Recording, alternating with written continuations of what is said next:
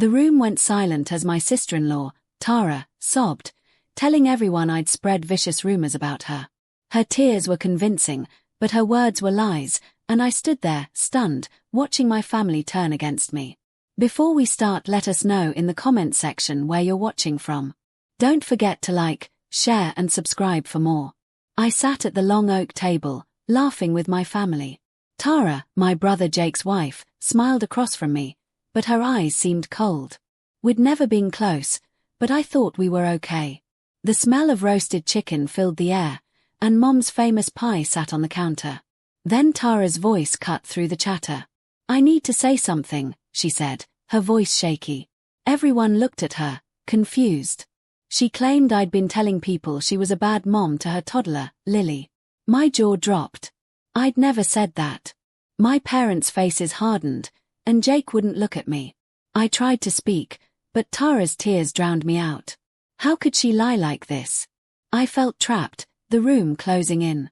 I needed to figure out why she was doing this. The next day, the house was quiet.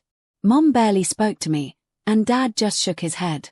I tried talking to Jake, but he said, Tara wouldn't lie. I felt like an outsider in my own family. I replayed the dinner in my head, wondering what I'd done to make Tara target me. Had I upset her without knowing? I found Tara in the kitchen, washing dishes. "Why'd you say that?" I asked, my voice low. She didn't look up, just scrubbed harder. "You know what you did," she muttered. Her words made no sense. I wanted to scream, but I held back. I needed answers, not a fight. Something was off, and I had to dig deeper. I couldn't let this go. I started thinking about Tara's past behavior. She always seemed to need attention, like when she'd cry about small things to get Jake to comfort her. Was this another act? I decided to talk to my cousin, Sarah, who was close to Tara before I was accused. Sarah met me at a coffee shop. "Tara's been weird lately," she said, stirring her latte. "She's been asking about you, like she's fishing for dirt." That hit me hard. Was Tara planning this? I needed to know more, but Sarah didn't have details. I felt like I was chasing a ghost. I couldn't sleep that night, thinking about Tara's lie. Why me? Then I remembered something. A month ago, I'd overheard Tara arguing with Jake about money. She wanted a fancy vacation, but Jake said no, they needed to save. I jokingly told Jake to take her somewhere nice. Did she think I was meddling? I decided to check Tara's social media. Her posts were full of perfect family photos, but the comments were off. People were asking why she seemed stressed. One comment from her friend said, "You deserve better." It made me wonder if Tara was unhappy and using me to get sympathy. I needed proof. I had to talk to Jake. He was my brother, and I hoped he'd listen. I found him in the garage, fixing his old bike. "Jake, Tara's lying," I said, keeping my voice calm. He didn't look up, just kept tightening a bolt.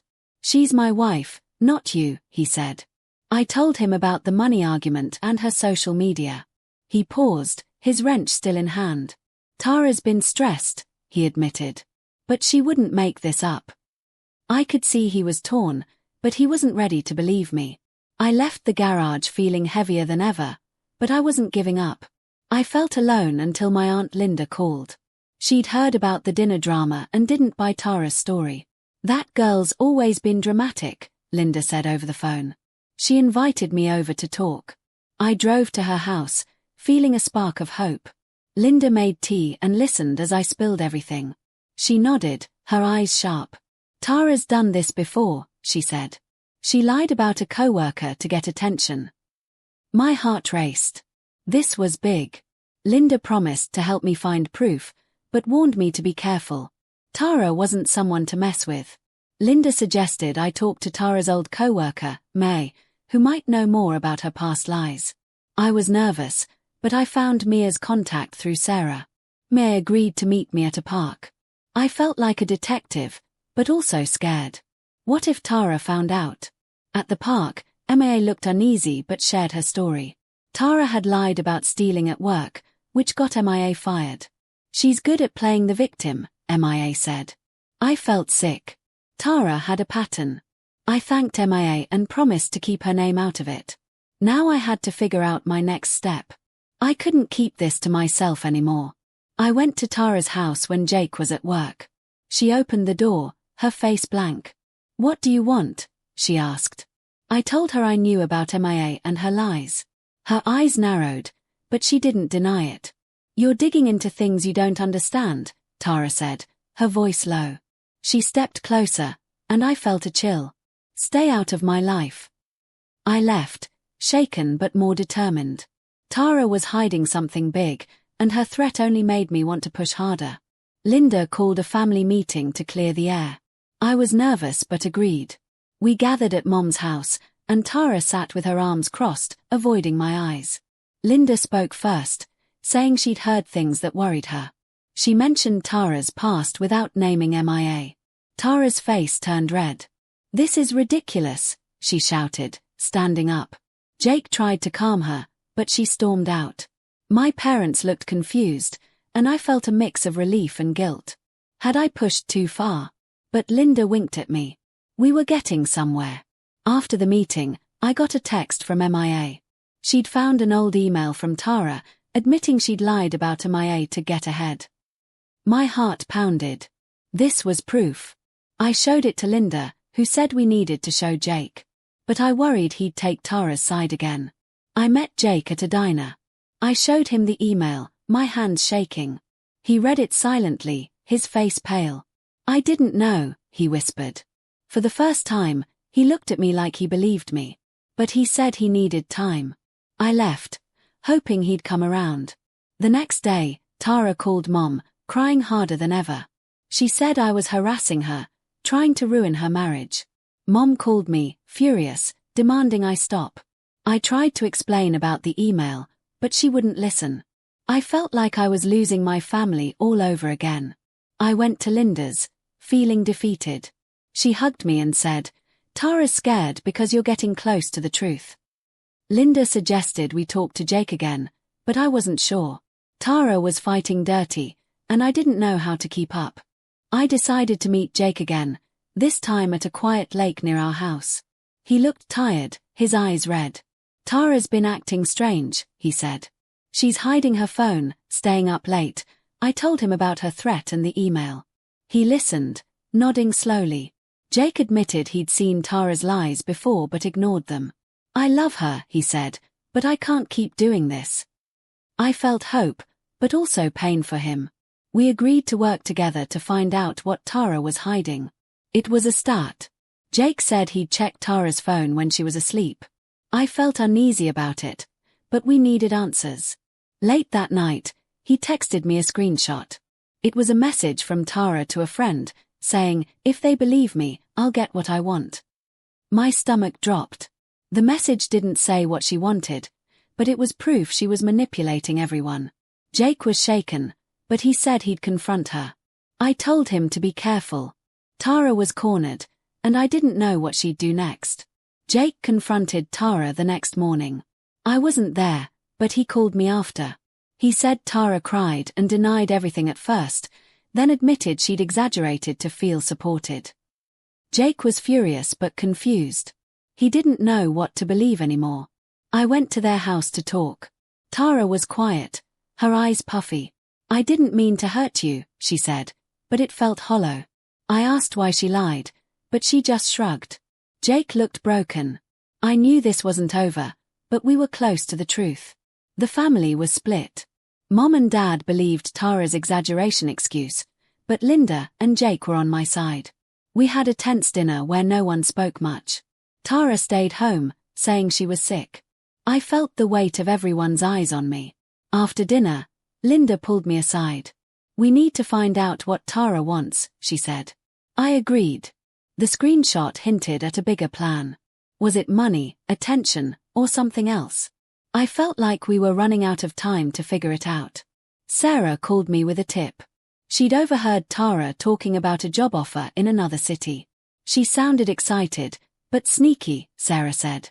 I wondered if Tara was planning to leave Jake and needed sympathy to justify it. It was a wild guess, but it fit. I told Jake, and he looked crushed. "She didn't tell me about any job," he said. We decided to check her laptop for more clues. I felt like we were crossing a line, but Tara's lies had gone too far. We needed the truth, no matter what.